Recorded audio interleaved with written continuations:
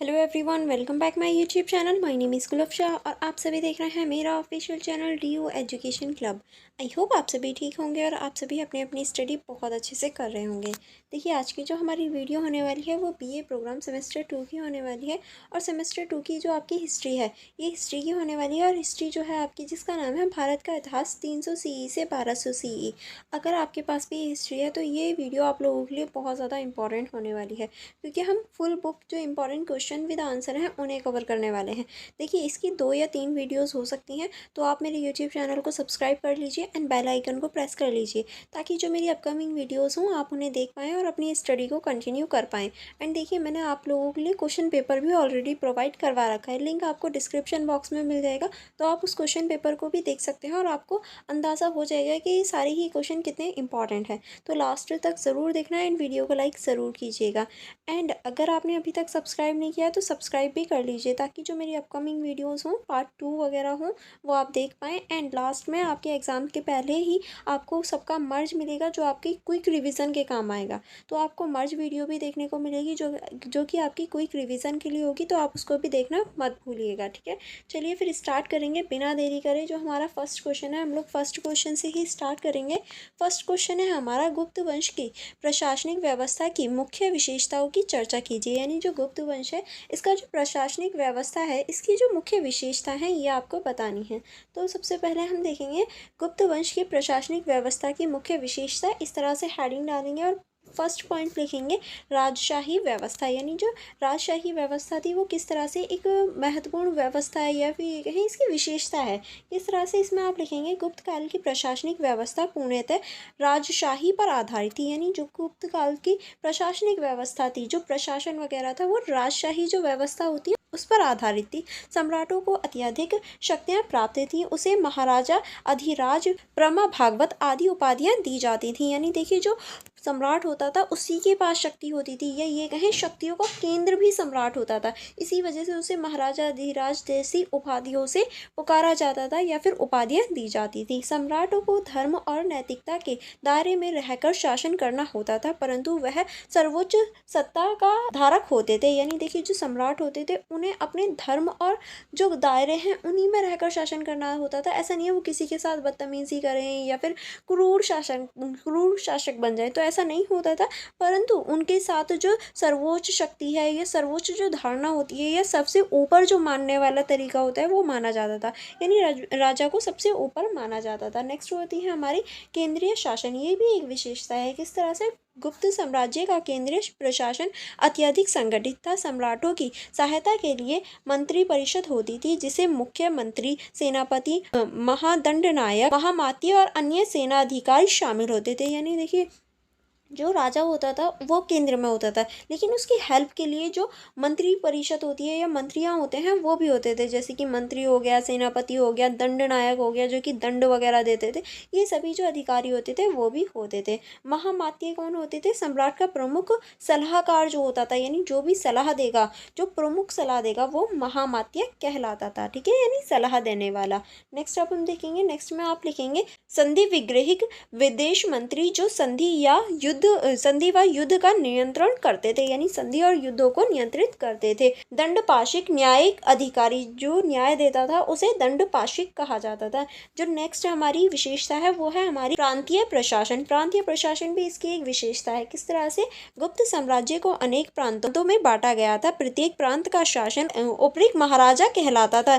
यानी देखिए, पूरा जो साम्राज्य होता था उसको प्रांतों में बांटा जाता था, और प्रांतों का जो राजा होता था, या प्रांतों पर जो शासन करता था, उसे उपरी महाराजा कहा जाता था। प्रांतों को आगे विषय और वरिष्ठ में बांटा जाता था। विषय का अधिकारी विषयपति होता था, और आगे चल के, यानी देखिए, पहले होता था साम्राज्य, फिर वो होते थे प्रांत, प्रांतों के बाद होते थे विषय, फिर होते थे वरिष्ठ। तो विषय के जो अधिकारी होता था, या फिर जो विषय पर शासन करता था, उसे विषयपति कहा जाता था। प्रांतों के अधिकारी सम्राट द्वारा नियुक्त किए जाते थे, और जो प्रांतों के अधिकारी होते थे वो सम्राट द्वारा, यानी राजा द्वारा ही नियुक्त किए जाते थे कि कौन वहाँ शासन करेगा, और वह केंद्रीय प्रशासन के प्रति उत्तरदायी होते थे, यानी राजा के प्रति ही उत्तरदायी होते थे। नेक्स्ट जो विशेषता है वो है हमारी स्थानीय प्रशासन। किस तरह से गाँव गाँव और नगरों में स्थानीय प्रशासन की विशेषता व्यवस्था थी। यानी देखिए विशेष व्यवस्था हम देख सकते हैं यहाँ स्थानीय स्तर पर। गाँवों में ग्राम अध्यक्ष होते थे जो ग्रामों की देख रेख करते थे, और अगर कोई भी छोटे लेवल पर प्रॉब्लम हो या कोई समस्या हो जो छोटे लेवल की हो तो उसे गाँव में ही निपटा लिया जाता था। नगरों में व्यापारिक गिल्ड प्राध्यक्ष और नागरिक समितियां प्रशासन में सहायक होती थी, ताकि जो प्रशासन है उसे अच्छे से करा जा सके या निभाया जा सके। स्थानीय प्रशासन में नागरिकों की भागीदारी दिखाई देती है। यानी जो स्थानीय प्रशासन है हम वहाँ पर नागरिकों की जो भागीदारी है वो देख सकते हैं, जो एक उन्नत व्यवस्था की और संकेत करती है। अब देखिए अगर नागरिकों की भागीदारी है तो वो एक उन्नत व्यवस्था या फिर ये कहें अच्छी व्यवस्था की ओर संकेत करती है। नेक्स्ट अब हम देखेंगे न्याय व्यवस्था।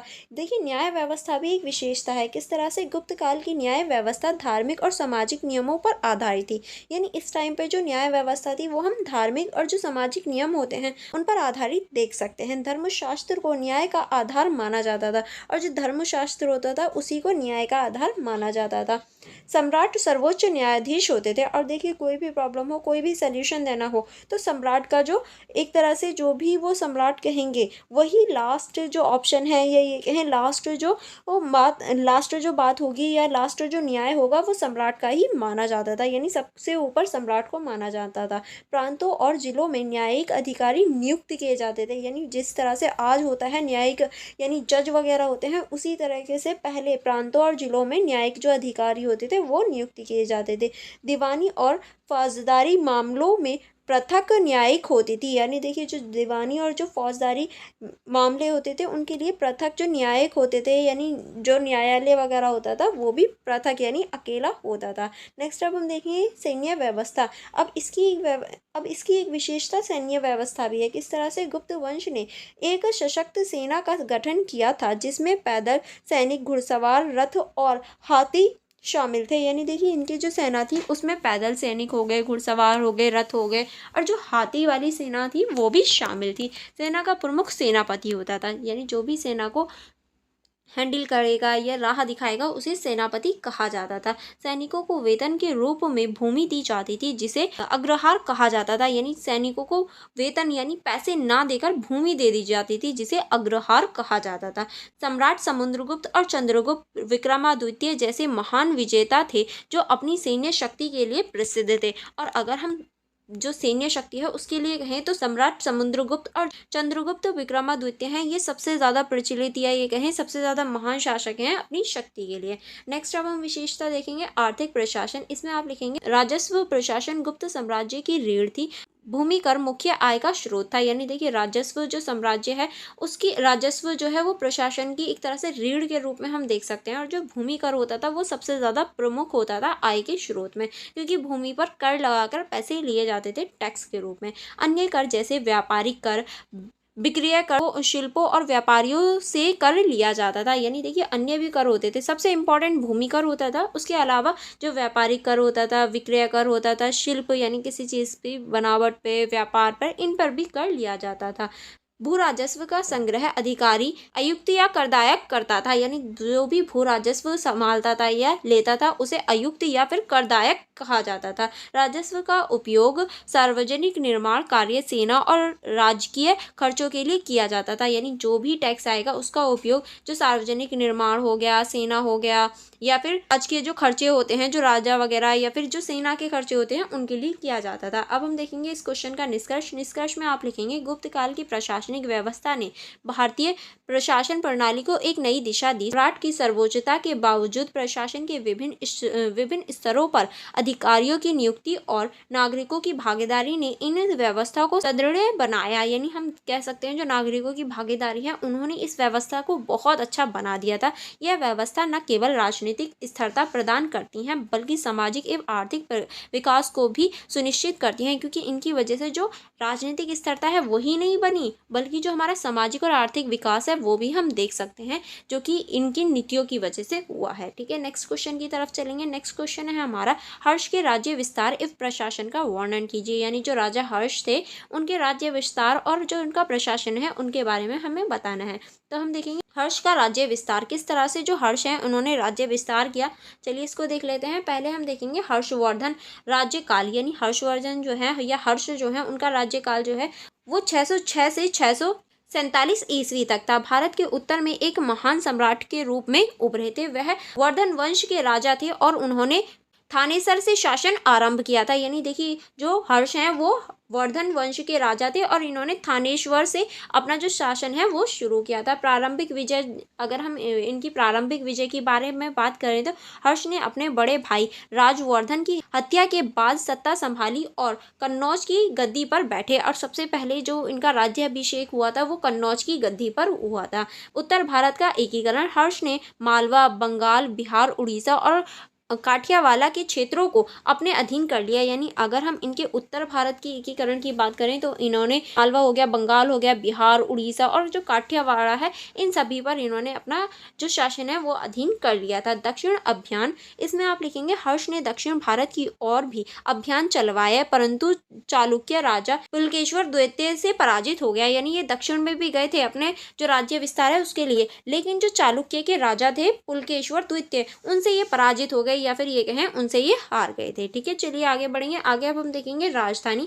इसमें आप लिखेंगे कि राजधानी कन्नौज थी जो उस समय उत्तर भारत का प्रमुख राजधानी और सांस्कृतिक केंद्र बन गया था। यानी इन्हों की जो राजधानी थी वो कन्नौज रही थी। देखिए कन्नौज को हमेशा कोई ना कोई पानी की तलाश में रहता था क्योंकि कन्नौज उस टाइम पे बहुत ज़्यादा इंपॉर्टेंट माना जाता था। ठीक है, अब हम देखेंगे हर्ष का प्रशासन। यानी जो हर्ष थे, हर्षवर्धन, इनका प्रशासन कैसा था। तो इसमें आप लिखेंगे हर्ष की प्रशासनिक प्रणाली गुप्त वंश की परंपरा पर आधारित थी किंतु इसमें कुछ विशिष्टताएं भी थी। यानी इनकी जो प्रणाली थी वो गुप्त वंश पर आधारित थी पर इसमें कुछ विशिष्टताएं या नई चीजें भी थी। अब किस तरह से, पहला आप इसमें लिखेंगे राजशाही शासन।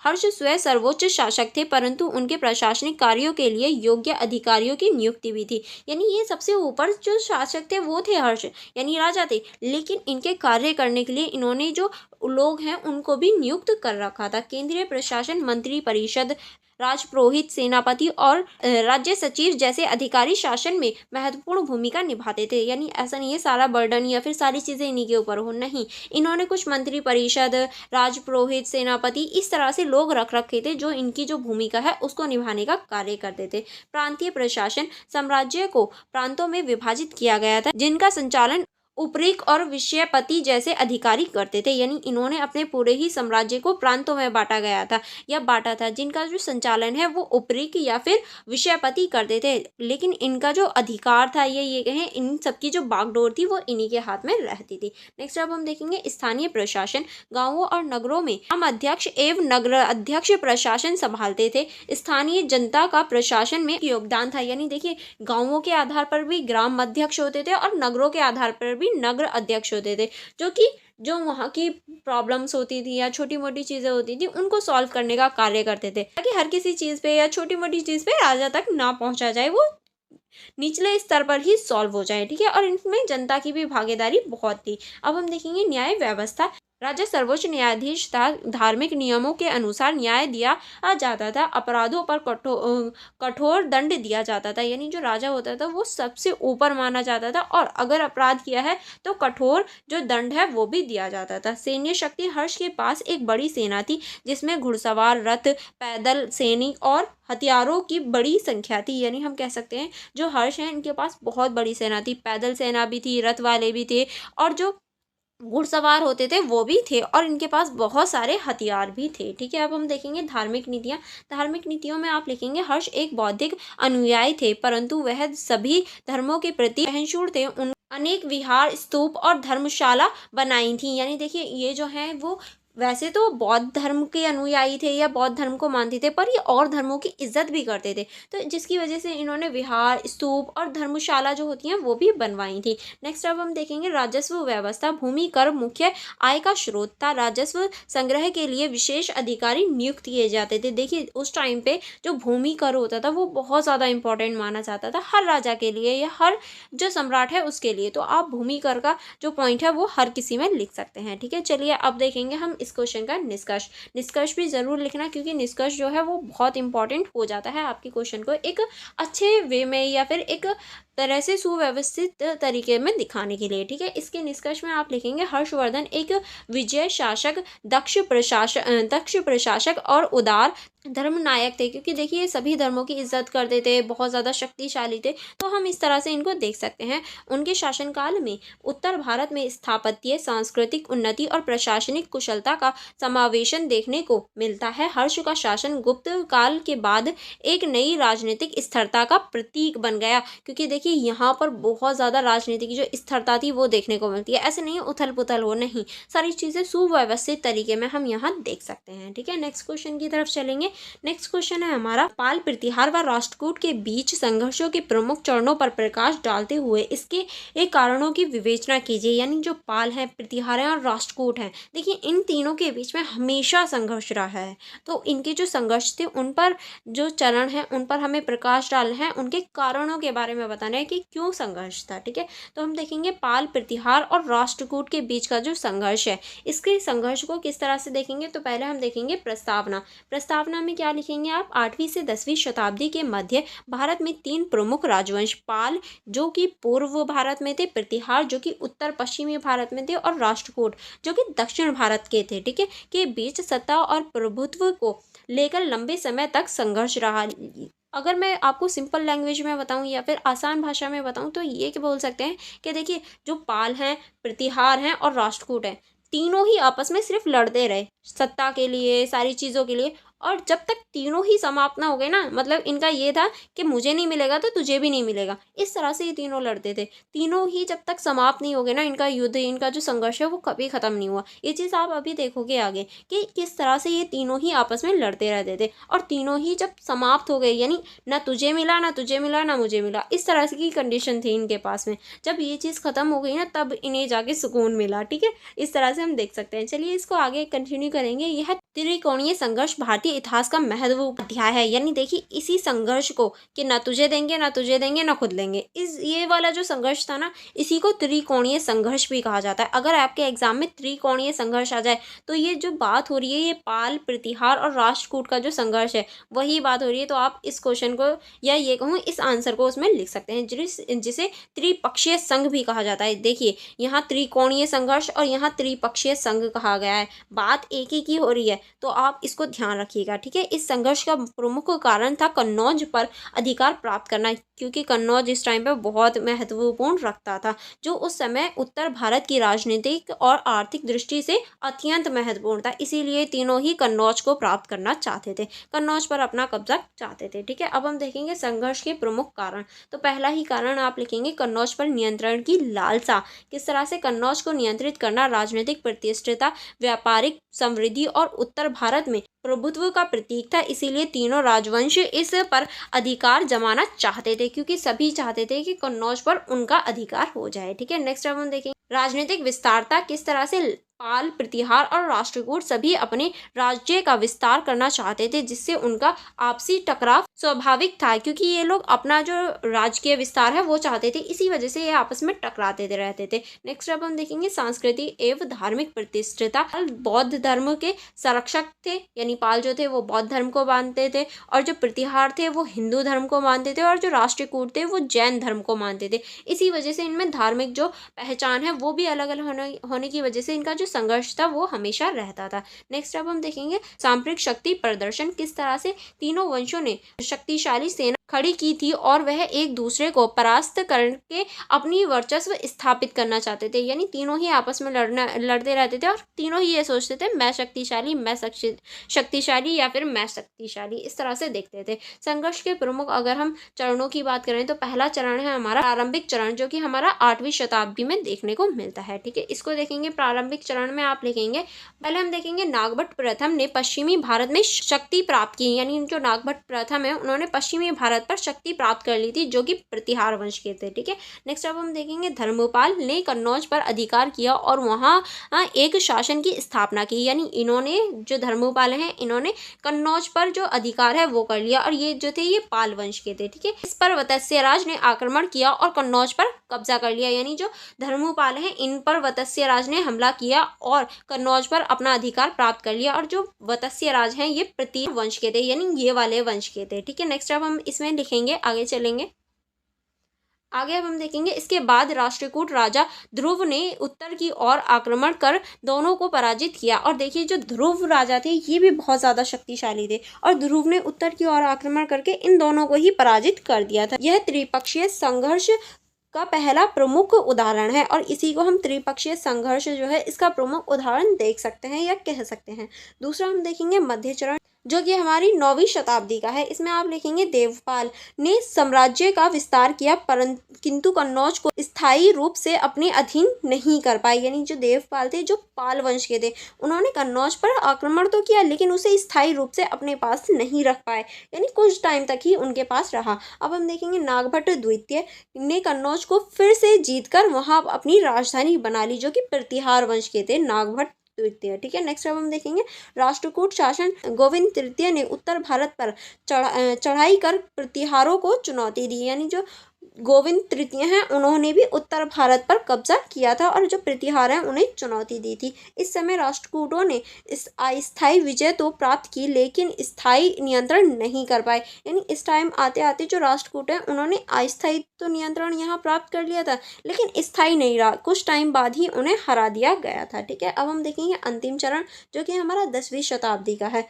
मेहर भोज ने कन्नौज और गंगा यमुना क्षेत्र में प्रभुत्व स्थापित कर लिया। यानी जो मेहर भोज हैं उन्होंने कन्नौज और गंगा जो यमुना है उसके क्षेत्र पर अपना जो अधिकार है वो स्थापित कर लिया, जो कि प्रतिहार के थे। राष्ट्रकूट शासन इंद्र तृतीय ने प्रतिहारों को हराया और कन्नौज तक पहुंच गए और इसके बाद जो राष्ट्रकूट शासक थे इंद्र तृतीय उन्होंने इन्हें हरा दिया और वापस कन्नौज पर अपना अधिकार प्राप्त कर लिया। ठीक है, अब आगे चलेंगे। आगे अब हम देखेंगे फिर कृष्ण तृतीय जो राष्ट्रकूट के थे ने उत्तर में अभियान चलाया लेकिन स्थानीय नियंत्रण ना पा पाए। यानी इन्होंने भी अभियान चलाया, जो स्थानीय नियंत्रण होता है वो नहीं प्राप्त हुआ, अस्थानीय जो नियंत्रण है वो इन्हें प्राप्त हो गया था। इसके दौरान पालों की शक्ति भी धीरे धीरे कम होती गई। अब देखिए इतने सारे संघर्ष हो रहे हैं, इतनी सारी लड़ाइयाँ हो रही, कहीं ना कहीं शक्तियाँ तो भाई कमज़ोर होंगी। तो यहाँ आकर पालव जो थे उनकी शक्तियाँ धीरे धीरे कम होने लगी। यह संघर्ष तब तक चला जब तक इन तीनों वंशों का क्रमशः पतन नहीं हो गया। यानी मैंने आपको शुरू में ही बताया था ये तीनों ही वंश ऐसे थे कि ना तो तुम्हें लेने देंगे ना तुम्हें लेने देंगे ना खुद को लेने देंगे, लड़ जाएंगे मर जाएंगे पर किसी को देंगे नहीं। इस तरह से इनकी यहाँ सिचुएशन थी। ठीक है, तो ऐसे ही जब तक इनका पतन नहीं हो गया इन्होंने वो चीज़ खत्म नहीं की। अब हम देखेंगे संघर्ष का परिणाम। ये जो संघर्ष हो रहे थे इनका परिणाम क्या निकला, क्या मोटिव था या फिर क्या आउटपुट हमें निकला। तो हम इसमें देखेंगे तीनों शक्तियों की दुर्बलता, किस तरह से लंबे संघर्ष ने तीनों वंशों को आर्थिक और सैन्य रूप से कमजोर कर दिया। यानी तीनों ही कमजोर हो गए थे।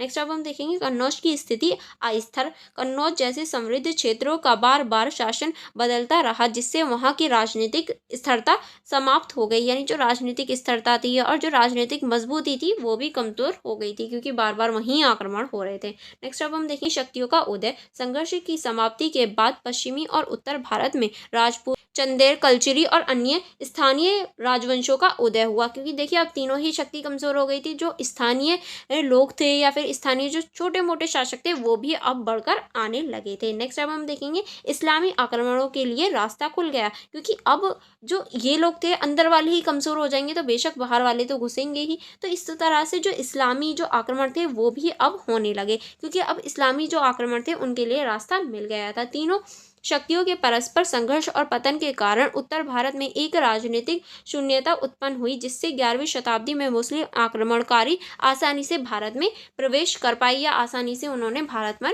आक्रमण कर दिया। अब हम देखेंगे निष्कर्ष कि इसका निष्कर्ष क्या निकलेगा। तो इस क्वेश्चन के निष्कर्ष में आप लिखेंगे पाल, प्रतिहार और राष्ट्रकूटों के बीच का त्रिकोणीय संघर्ष प्रारंभिक मध्यकालीन भारत का एक विशिष्ट राजनीतिक अध्ययन है। इस संघर्ष ने उत्तर भारत की राजनीति को अस्थिर बना दिया और अतः नई शक्तियों और बाहरी आक्रमणों के लिए मार्ग प्रस्तुत किया। क्योंकि देखिए अब घर वाले ही ये लोग कमजोर हो रहे थे, जिसकी वजह से इनकी जो शक्तियां थी वो कमजोर हो रही और जो बाहरी आक्रमण है वो भी अब होने लगा था या फिर उन्हें एक रास्ता मिल गया था। यद्यपि इन राजवंशों ने कला, धर्म और संस्कृति में उल्लेखनीय योगदान दिया, परंतु परस्पर संघर्ष के कारण वह एक सशक्त और एकीकृत भारत की नींव नहीं रख पाए। देखिए ये बहुत ज़्यादा इंपॉर्टेंट है। सारे ही राजवंश, इन्होंने कला, धर्म और संस्कृति में बहुत बड़ा योगदान दिया है, लेकिन ये एकीकरण की जो बात है या भारत का जो एकीकरण की नींव थी वो नहीं रख पाए, उसके लिए ये असफल रहे थे। ठीक है, नेक्स्ट अब हम देखेंगे, नेक्स्ट जो क्वेश्चन है वो है हमारा, इतिहास के पुनर्गठन हेतु उपलब्ध विभिन्न स्रोतों का परीक्षण कीजिए। यानी जो हमारा इतिहास है, हिस्ट्री है, उसको समझने के लिए जो स्रोत हैं, जिसके आधार पर हम इतनी सारी बातें कर रहे हैं, इतनी सारी चीज़ें हमने देखी, अब भाई कोई तो आधार होगा। ऐसा तो नहीं है मैं हवा में सारी चीज़ें बता रही हूँ आपको, या आप भी हवा में देख रहे हो, हाँ भैया हमारी मैम ने ऐसा बोल दिया तो ये बात सच ही होगी। ऐसा तो पॉसिबल नहीं है। ये बात कैसे बांध रहे हो, क्या ये बात सच है, कैसे पता हमें? तो वो जो पता है वो हमें स्रोतों से पता चलती है। किस तरह से स्रोतों से पता चलती है, अब हम इसी को देखेंगे। इतिहास के पुनर्गठन हेतु उपलब्ध विभिन्न स्रोतों का परीक्षण, किस तरह से हम परीक्षण करते हैं स्रोतों का, जिससे हमें पता चलता है हाँ हमारे इतिहास में ऐसी चीज़ें नहीं थी। अब देखिए जो मैंने अभी आपको ये सारे क्वेश्चंस करवाए हैं, उस टाइम पे मैं तो जिंदा नहीं थी, ना ही मैंने कभी देखा कि हाँ भैया इसने ऐसे किया था, या फिर ध्रुव जो राजा थे उन्होंने ऐसा किया था। मुझे क्या पता, मैं थोड़ी ना जिंदा थी। तो मैं किस बेस पे आपको बता रही हूँ या किस बेस पे मैंने पढ़ा है, तो वो जो है बेस हमारा स्रोत है। तो हम स्रोतों को इसीलिए पढ़ते हैं। अब हम देखेंगे प्रस्तावना के, आप इसकी प्रस्तावना में कैसे लिखेंगे। इतिहास का अर्थ है कि भूतकाल की घटनाओं का क्रमबद्ध अध्ययन। अगर हम इतिहास की बात ही कर रहे हैं तो इतिहास का सबसे जो इम्पोर्टेंट, या ये कहें उसका जो अर्थ ही ये होता है कि जो हमारा पास्ट है उसका क्रमबद्ध, यानी स्टार्टिंग से एक एक स्टेप उसका अध्ययन करना, उसको समझना, वही हमारा इतिहास कहलाता है।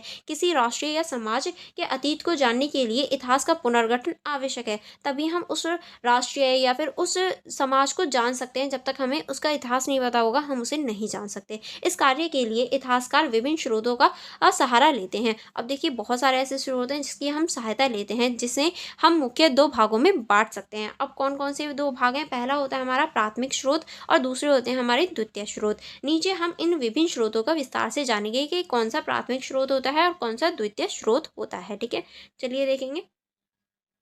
पहले हम देखेंगे पुरातात्विक स्रोत। इसमें आप लिखेंगे पुरातत्व के अंतर्गत वह सभी भौतिक अवशेष आते हैं जो धरती में दबे हुए पाए जाते हैं या संरचनाओं के रूप में खड़े होते हैं। यानी देखिए ऐसे स्रोत जो हमें जमीन के अंदर से मिलते हैं या फिर संरचना रूप मिल जाते हैं, खड़े हुए मिल जाते हैं, जैसे कि स्तंभ हो गए, वो हमारे पुरातात्विक स्रोत हो जाते हैं। मूर्ति और स्तूप जैसे सांची, भारत के स्तूप, नालंदा के भग्नावशेष, ये सभी हमारे क्या है, पुरातात्विक स्रोतों में आ जाते हैं। मुद्राएं और सिक्के किस तरह से, जैसे मौर्य कुषाण कालीन सिक्के, जिनसे आर्थिक स्थिति, राजशाही, धर्म, कला आदि की जानकारी मिलती है। किस तरह से, देखिए अगर किसी के जो शासन काल में सोने के सिक्के चला रहे हैं तो इसका मतलब है राजा बहुत अमीर था, तभी तो सोने के सिक्के चला रहा है। अगर किसी पीतल के हैं तो इसका मतलब राजा थोड़ा सा गरीब है। किसी के में लोहे के हैं, दैट मीन्स उस टाइम पे सिचुएशन बहुत खराब रही होगी, तभी लोहे के सिक्के चलाए जा रहे हैं। ठीक है, इस तरह से हम सिक्कों से वहाँ की आर्थिक जो स्थिति है उसके बारे में पता कर लेते हैं। सभ्यता के अवशेष जैसे हड़प्पा और मोहनजोदड़ो की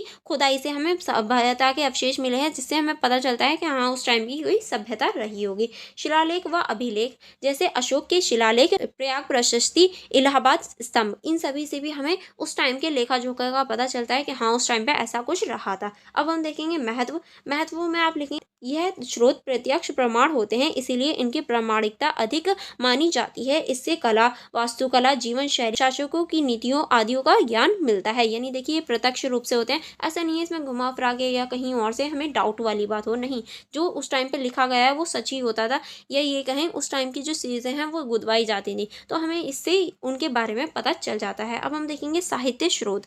साहित्य स्रोत किस तरह से, चलिए इसको देख लेते हैं। साहित्य स्रोतों में धार्मिक, ऐतिहासिक, काव्यात्मक, दार्शनिक एवं विविध ग्रंथ शामिल होते हैं। जैसे कि हमारे अगर धार्मिक ग्रंथों की बात करें तो हिंदू ग्रंथों में वेद हो गए, उपन्यास हो गए, महाभारत हो गए, रामायण हो गए और पुराण हो गए। ठीक है, अगर हम बौद्ध ग्रंथ की बात करें तो त्रिपिटक हो गया, तक कथाएं हो गई। ठीक है, अगर जैन धर्म की बात करें तो अंग हो गए, कलसूत्र हो गए और आदि, इन सभी में आप लिख सकते हैं। ठीक है, और भी बहुत सारे हैं, अगर आपको कोई और भी याद हो तो आप वो भी लिख सकते हैं, अदरवाइज आप इन्हें याद जरूर कीजिएगा। ठीक है, नेक्स्ट अब हम देखेंगे ऐतिहासिक ग्रंथ। इसमें आप लिखेंगे कल्हण की राजतरंगिणी, बाणभट्ट की हर्षचरित्र, विष्णु शर्मा की पंचतंत्र, ये सभी हमारे ऐतिहासिक ग्रंथ हो जाएंगे। ठीक है, नेक्स्ट अब हम देखिए विदेशी यात्रियों का विवरण। किस तरह, फाहियान हो गए, हिंग स्वांग हो गए, इब्ने बतूता हो गए, अलब्रूनी हो गए आदि के यात्रा वृतांतों से तत्कालीन समाज और शासन की जानकारी मिलती है कि उस टाइम पे शासन या फिर उस टाइम का समाज कैसा था, क्योंकि इन्होंने अपनी यात्रा वृत्तांत या फिर ये कहें जब ये भारत आए थे उस टाइम की सारी चीज़ें इन्होंने लिखी थी। ठीक है, अब हम देखेंगे महत्व। महत्व में आप लिखेंगे साहित्यिक स्रोत हमें तत्कालीन समाज मानसिकता, धार्मिक विचारधारा और शासन की संरचना को समझने में सहायक होते हैं। हालांकि इनकी आलोचनात्मक विवेचना आवश्यक है, क्योंकि इसमें अतिशयोक्ति या पक्षपात की भी संभावना होती है। यानी देखिए यहाँ पर हम पूरी आंख बंद करके भरोसा नहीं कर सकते, क्योंकि पक्षपात हो सकता है, क्योंकि ये राजा द्वारा भी बहुत बार लिखवाए जाते थे। अब देखिए कोई भी क्यों ना हो, अगर मैं भी अपने बारे में लिखवाऊंगी आपसे या किसी से भी, तो मैं ये तो नहीं कहूँगी भैया मेरे बारे में बुराई लिख दो। मैं भी तो यही कहूँगी भाई मेरे बारे में अच्छी अच्छी बातें लिखना, जो ना हो वो भी लिख देना अच्छी बातें में। तो यही राजाओं द्वारा भी होता था। तो यहाँ पर हम पक्षपात या फिर ऐसी चीज़ें देख सकते हैं कि जो नहीं हो वो भी लिखवा दिया जाता था। ठीक है, अब हम देखेंगे विदेशी विवरण। विदेशी विवरण में आप लिखेंगे विदेशी यात्रियाँ, राजदूतों और व्यापारियों द्वारा लिखे गए विवरण भारतीय इतिहास के पुनर्निर्माण में महत्वपूर्ण भूमिका निभाते थे। ठीक है, या फिर ये कहें निभाते हैं। पहले हम देखेंगे फाहियान। गुप्त काल में भारत आया, धार्मिक जीवन और समाज का विवरण किया। यानी देखिए फाहियान जो है ये गुप्त काल में आए थे और इन्होंने धार्मिक जीवन और सामाजिक जो जीवन है उसके बारे में बताया था। नेक्स्ट है हमारे हिंगस्वांग, जो कि हर्षवर्धन के समय भारत आए थे।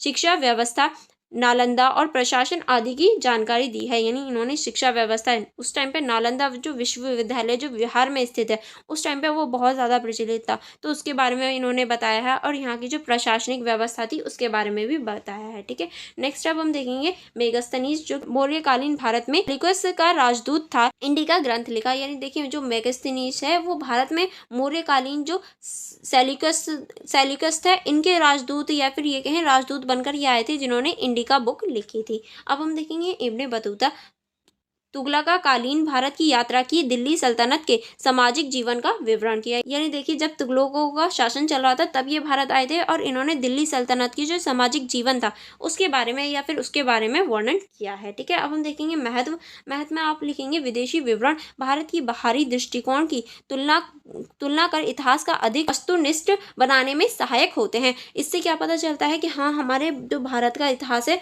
वो विश्व स्तर पर कैसा देखने को मिलता है। ठीक है, अब हम देखेंगे अभिलेख और शिलालेख।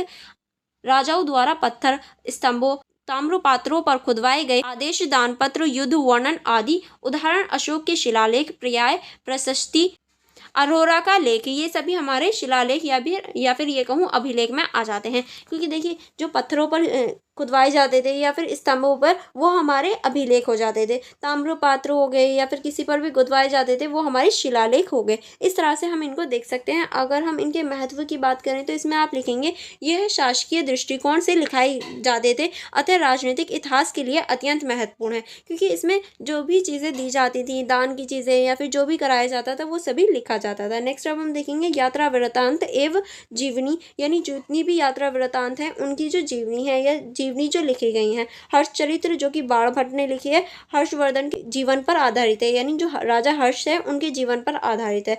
राजतरंगिणी जो कि कल्हड़ ने लिखी है, कश्मीर के राजाओं के इतिहास के बारे में बताती है।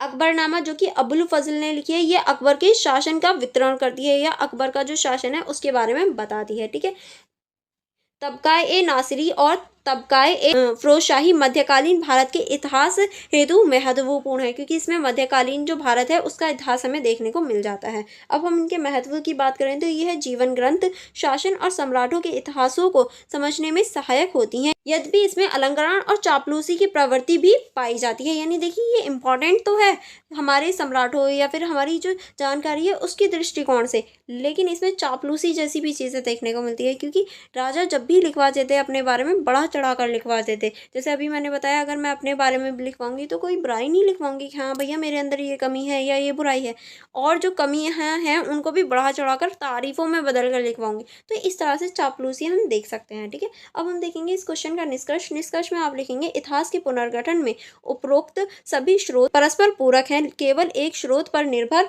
रहने से इतिहास की पूरी तस्वीर नहीं उभरती। यानी देखिए सारे स्रोत हम कह सकते हैं कि परस्पर एक दूसरे के पूरक होते हैं, और किसी भी एक स्रोत पर निर्भर होकर या फिर एक स्रोत पर टिक कर हम सारे ही जो इतिहास का उसका गठन नहीं कर सकते। अलग अलग स्रोत, अलग अलग चीज़ों को हमें देखना पड़ता है। इतिहासकारों को सभी स्रोतों की आलोचनात्मक पड़ताल करते हुए वास्तविक दृष्टिकोण अपनाना चाहिए, ताकि अतीत का सही व संतुलित चित्रित प्रस्तुत किया जा सके। ऐसा नहीं है जो चीज़ हुई ही नहीं है उसके बारे में बता दिया जाए। ऐसा नहीं हो सकता कि कोई राजा डरपोक हो, उसने अपनी बारे में लिखवाया है या फिर अपनी पुस्तक लिखवाई है, उसमें अपनी बहादुरी के इतने चर्चे कराए हैं तो हम उनको बहादुर मान लें। ऐसा नहीं हो सकता ना। उसका जो फ्यूचर है, उसका जो पास्ट रहा है, या जो एक्चुअलिटी है, जो रियलिटी है, वो भी तो पता होनी चाहिए। तो इस बात का ध्यान दिया जाता है। आई होप आपको यहाँ तक सारे क्वेश्चन समझ में आ गए होंगे। अगर आपको कोई डाउट हो या कोई प्रॉब्लम हो तो आप मुझसे कमेंट बॉक्स में पूछ सकते हैं। Okay, otherwise for more information, for more connectivity, अगर आपने अभी तक मेरे यूट्यूब चैनल को सब्सक्राइब नहीं किया है तो आप जल्दी से सब्सक्राइब कर लीजिए एंड बेल आइकन को प्रेस करके अपने फ्रेंड्स के साथ मेरे यूट्यूब चैनल को ज़रूर शेयर करना, ताकि वो लोग भी मेरी जो इंपॉर्टेंट क्वेश्चन विद आंसर की वीडियोस हैं वो देख पाएँ और वो लोग भी अपने एग्जाम में अच्छे नंबर गेन कर पाएँ। एंड आप मेरा जो टेलीग्राम ग्रुप है उसे ज्वाइन कर सकते हैं। आप मेरी इंस्टाग्राम आईडी को चेकआउट कर सकते हैं। वहाँ भी आपको आपकी स्टडी से रिलेटेड बहुत सारी इन्फॉर्मेशन मिल जाएगी। एंड अगर आप इन सभी के नोट्स सेल्फ रीड आउट करना चाहते हैं तो आप मेरा टेलीग्राम ग्रुप, अदरवाइज़ आप मेरे यूट्यूब चैनल की मेंबरशिप को ज्वाइन कर सकते हैं। वहाँ आपको सारे ही जो नोट्स हैं वो प्रोवाइड कर दिए जाएंगे। तो आप मेरी वीडियो को लाइक करना एंड अपने फ्रेंड्स के साथ शेयर करना मत भूलिएगा। चलिए फिर मिलेंगे हम नेक्स्ट वीडियो में। Thank you for watching everyone.